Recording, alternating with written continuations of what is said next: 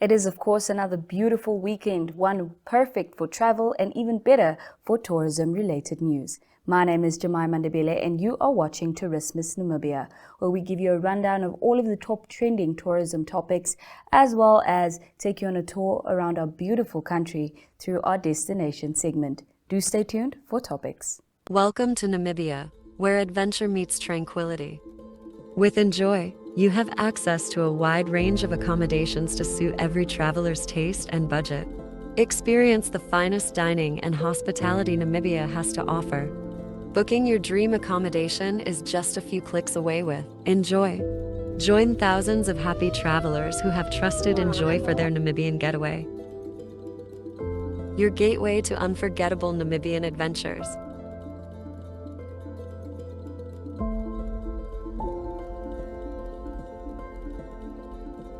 Visit us today at enjoy.my.na.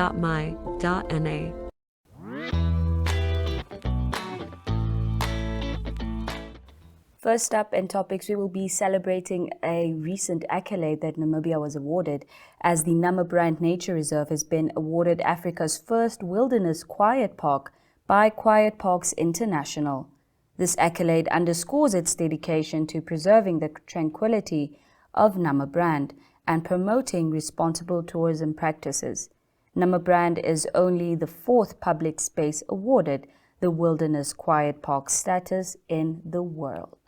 That certainly is a fact worth celebrating. Next up, we will be taking a look at news relating to leopards as detailed recommendations regarding the management of leopards, including problem-causing leopards and trophy leopards, was recently submitted by the Namibia Professional Hunting Association, also known as NAFA, to the Environment and Tourism Ministry. NAFA President Axel Kramer said that these recommendations aim to mitigate human-wildlife conflicts while ensuring the sustainability of leopard populations in Namibia. He said that they recognize the complexities of balancing the needs of communities with the imperative to conserve natural heritage. Kramer said that their proposals are intended to facilitate a more effective management framework that benefits all stakeholders. NAFA mandates adherence to legal and ethical standards among its members. Each member has signed a code of conduct committing to uphold the highest standards of ethical hunting practices. Last but not least in topics, we will be taking a look at the Namibian Youth Club, as the Namibian Chamber of Environment, also known as NCE, has launched an initiative aimed at fostering environmental stewardship among the nation's youth.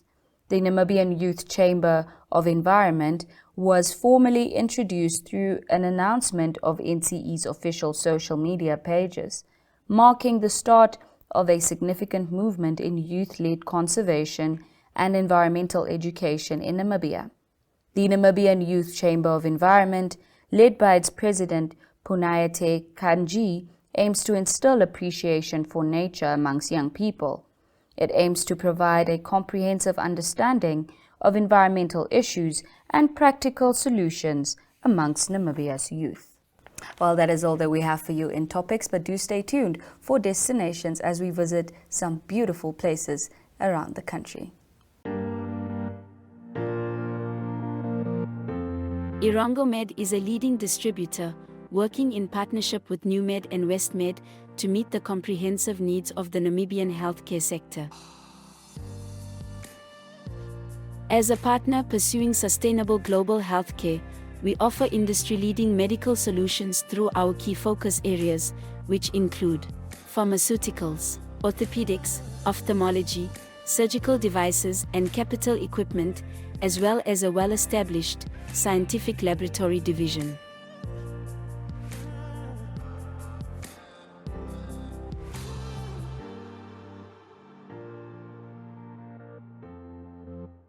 In healthcare, Irangomed is committed to making a difference. What about you?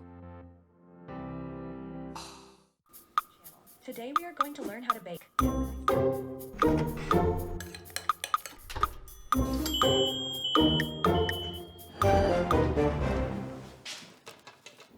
Welcome everyone.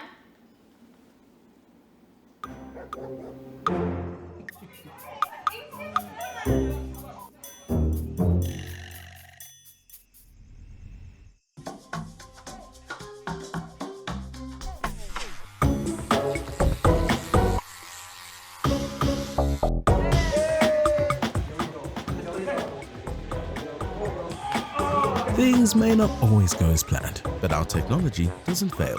Join Paratus today. Paratus, always prepared.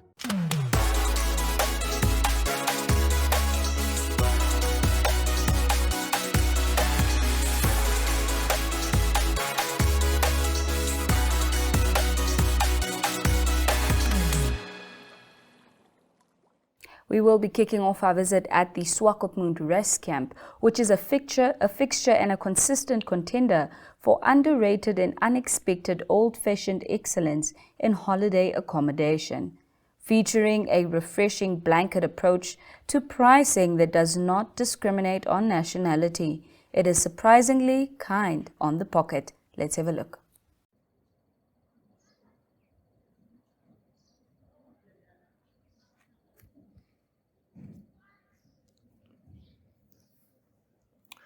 The Swakopmund Rest Camp is a fixture and a consistent contender for underrated and unexpected old-fashioned excellence in holiday accommodation.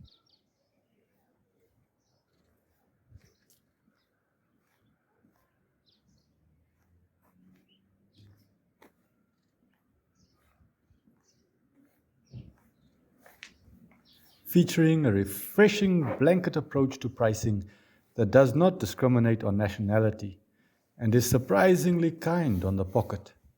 A ton of variety is characteristic of the iconic establishment, known worldwide as the Swakopmund Municipal Bungalows. Its instantly recognizable A-framed bungalows are a landmark of the historic town. The quiet, throwback, restful atmosphere brings back happy memories of family get-togethers, excursions with friends, romantic getaways, and fun times for many locals and international visitors alike. Old school charm and a simple dedication to practicality alleviate the pressures of the modern day rush and the race to success. Shut the world out and enjoy the sea breeze. Lounge on the lush grass under the palm trees, watch some mindless television, or crawl into bed to avoid the notoriously fickle Swakopmund weather. Nobody will bother you. Whether you take advantage of the smaller, freestanding, one-bedroom fish, gecko, or Velvitia rest houses, spring for a double-roomed dunes, or a double-story A-frame Spitzkopper rest house. Or go all out for one of the Brandberg rest houses that come complete with stove, microwave, fridge, crockery and cutlery, as well as DSTV. The price per day should still come to less than you would expect.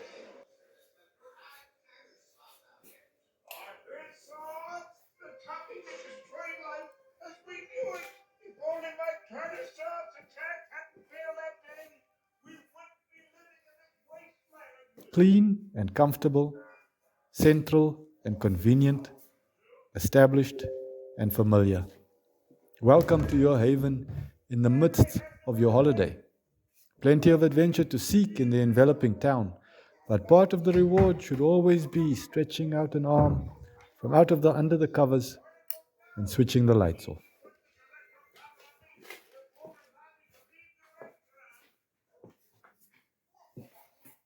That certainly is worth the visit. Now we will be making our way to the northeastern side of the country as we hear from the Rundu Beach manager, Peter Emmanuel, who'll be telling us all that we need to know about the beach and what it has to offer. Let's have a look.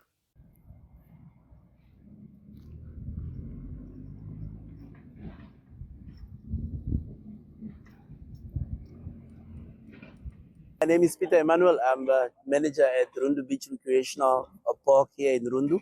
We offer quite a number of activities, boat cruises, quad bikes. We have a fish pond as well where you can dive up and fish yourself. We also recently introduced a nursery right here at the beach. We're also doing leather work right here at the beach. So when you're in Rundu, this is a stop you don't want to miss at all. You can also call us on our number 08163859113 or visit our short videos on YouTube or TikTok. The hashtag there is Rundu Beach. And what time of the year is it usually packed? Before it was only December, but now we try as much as we can to have it packed throughout the year. This is the reason we've introduced a lot of activities here so that we have so many traffic here. And how is it possible? How possible is it for someone to just book the venue? Yes, the place is open to anyone, anywhere around Namibia to use the place for picnic, team building, weddings, any other events that you're thinking of. This place is open at any time. If you can reach us, then you can go to the town council or call them at 066 266 400 or call us. So anytime you can use the place.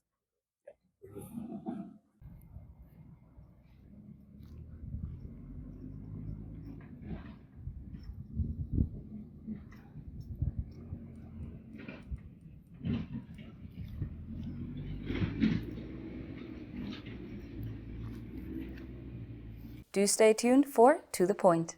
Connection. It's in the human touch, the feeling of belonging. It inspires us and empowers us, creates clarity from complexity. It starts new conversations, unlocks the power of advice, and makes an impact on your life.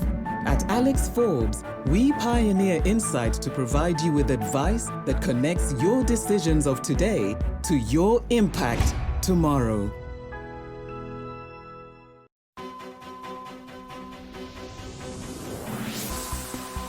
The Agenda is a weekly national affairs interview program hosted every Sunday by Namibian Sun editor Toivon Jabela, featuring a panel of high-profile newsmakers, analysts, and experts. The Agenda aims to reach high-end news consumers seeking informed understanding of national issues. This show is broadcasted on NTV, 1up2.com, and the Namibia Media Holdings Facebook platform. The Agenda focuses on interviews where we put the nation in the hot seat. Contact Agenda at synergy.com.na to get your product and service in the hot seat. The Agenda, focused on today's conversation.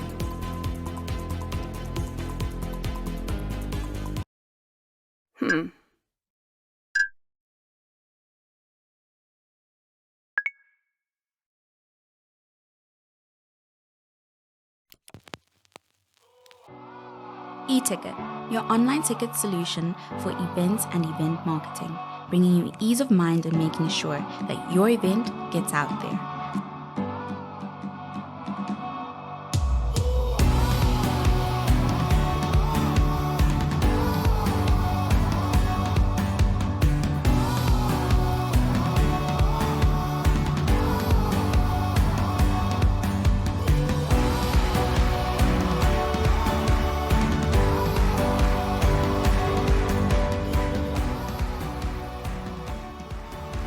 For more information, contact events@nmh.com.na.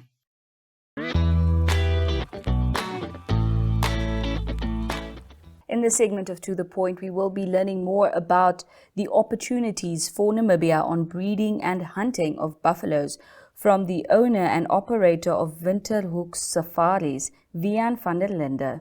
Let's hear some more. But you lack one thing, and as long as you're lacking that, we have a little bit of an edge above you. So I don't know if I want you to do it or get it right, but what I can tell you, there is a huge opportunity and a very little risk. The risk in buffalo you can manage, but the most difficult thing regarding buffalo that I'm not sure if you can manage that is the perception. And the perception is created by people that doesn't know enough and haven't studied what happened in South Africa. So I think I've already went off the line here, but I think I've said that the opportunity in Namibia is really immense, and if you guys can make this work, I think it will put you in Africa by far as one of the top destinations for any tourist and any hunter.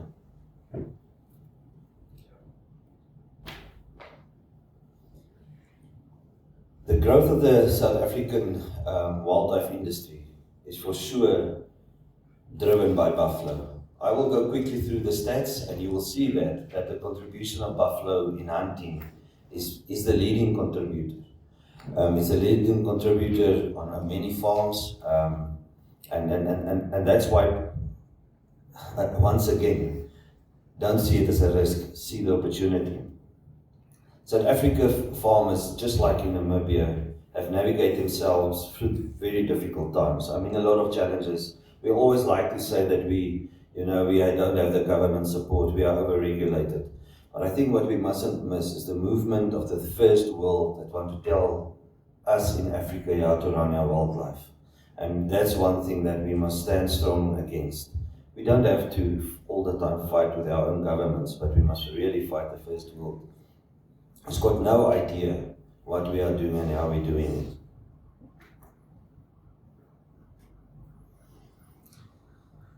The buffalo, there's a lot of things, and myself and Richard, we will differ quite a lot about the agriculture and the wildlife side, where we belong, because it depends how you look at it. For me, it doesn't matter, because what you do on your property and the clients you get is at the end of the day, and the contribution that you do to wildlife and conservation is what really matters. And the buffalo industry was definitely, first of all, the industry started with the disease-free projects that ended in 2011, by the way. And it was started there to save the buffalo, because there was a fear that the buffalo in Kruger will die out because of the TB that was detected, and they started the disease-free processes. And I'm not going to go too much into the disease risks and how you manage it. I think Dr. David will talk about that, and that's his field we specialize in. But what is very important, that when that ended, it put the South African game industry in a different bracket. It made us be able to compete with the rest of the African countries, where a lot of buffalo was hunted in Mozambique and Zimbabwe, Tanzania, and all over.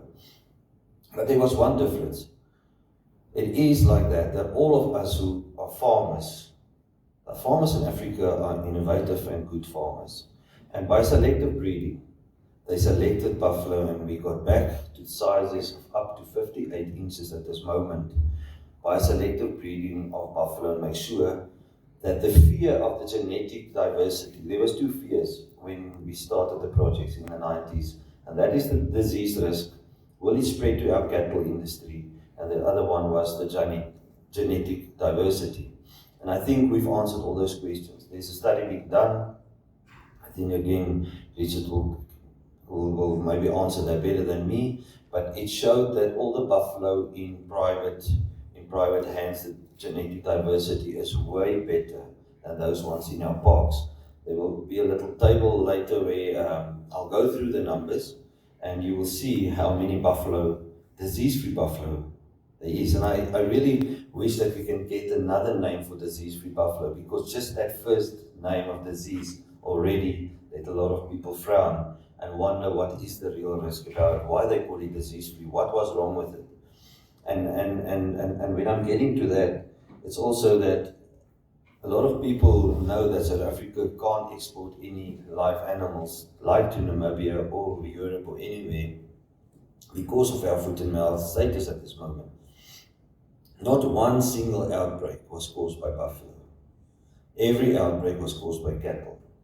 And by saying that is because we must test our buffalo, we can surely say that it is a disease-free species and a disease-free status, and that's why you register your farms and you go through the testing process and you do that. So the perception that buffalo is a risk for our cattle industry is really not a real perception or a true perception, and because every outbreak in South Africa up to now was done by cattle. And it's interesting that a small country, and we can have our opinions on how controllable it is. It's a neighboring country of yours, it's Zambia. The first disease-free herd have been started in Zambia. They're doing very well. It's buffalo that's been taken there, and you don't have to take them with a full test, because they don't have the regulations like Namibia or Botswana. But they did the test there. They are breeding well and they are growing. And it will be a sad day for me, with my history in Namibia, that in 10 years from now, Zambia have a way more healthy herd of disease-free buffalo, and they will attract more clients than you guys can do. And you have buffalo here, and you do have the Waterberg herd that is clean, and you do have the buffalo and the Caprivi that you can use to start your own disease-free clean herds. So the opportunities is definitely there. If you can look at this, and I'm just going to go to the last two lines. On the 2.4 million hectares on state-owned land, there's 43,000 buffalo at this moment, of which only 645 is disease-free. And the reason for that is Mukala, and then Addo. Madikwe was always disease-free. And in 2011, and I was also one of the victims, we at the auction, they introduced kudu from behind the red line. The red line is in the east next to Kruger. They introduced to feed their predators, but because they were busy moving into a photographic destination and they were running out of normal antelope for the lions, they introduced kudu without going through the right protocols, and then that's how those buffalo was infected by TB. And just to explain a little bit, if I can stand still at that point, there were three of us that bought bulls, breeding bulls at that moment from Madikwe. Madikwe, according to me, had the best genetic herd in South Africa. It was started from disease-free buffalo from Addo, and then the same amount, 18 from Zeus. It's the so-called East African buffalo from Zeus in Europe. And that herd at that moment in 2010 grew to a herd of about 400, and it was sold at an auction, and we bought the bulls. And it's not that we bought bulls that was tested. The test was showing that there was a red flag. So unfortunately, it slipped through. We bought the bulls in one of my herds. That's the bull where Tyson came from, got infected, and I was under quarantine on that specific property. After 15 months and the 5 tests, the herd was declared clean again, or disease-free. So that is possible to do it even if you have a problem. And with that, we have come to the end of yet another exciting yet insightful edition of your favorite tourism broadcast. That is, of course, Tourismus Namibia. Be sure to join me, Jemima Ndebele, again next week. Same time, same place for more tourism topics.